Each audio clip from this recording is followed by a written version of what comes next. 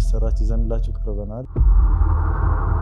ያነሳሳኝ ያ ጥሩ ቅኔ መጥፋቱ ነው። የዚህ መጽሐፍ ስም ሰምና ወርቅ እንጀራና መረቅ ይላል።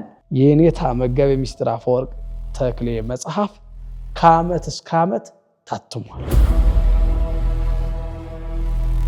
እንደዚህ ያለ ዓመት እስከ ዓመት ያለ ቅኔ ታይቶም ተሰምቶም አይታወቅም ያለ የኔታ መጋቤ ምስጢር አፈወርቅ ተክሌ በቃ የቅኔው መሐንዲስ የቅኔው ሊቅ ናቸው። ብዙ ለወጣናያንና ለማይከላዊ ያለ ፍጹማን ሳይሆን ሳለ ለሁሉም ጠቃሚ ነው ቅኔ።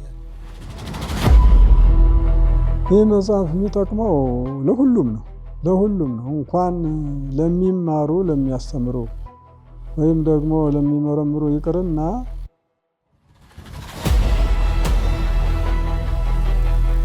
አፈወርቅ ኤልያስ በሃበ ኩሉ ተአኩተ በስንት ጥረት በብዙ ድካም ወደ ገበያ ውሏል። ሁሉም ቢይዘው ይሄ ይጠቅመዋል። በዚሁም ቢጠቀሙበት ማንኛውም ሰው ጾታ አይለይም። ይሄኛውበት ምን ጾታ መለየት የለበትም።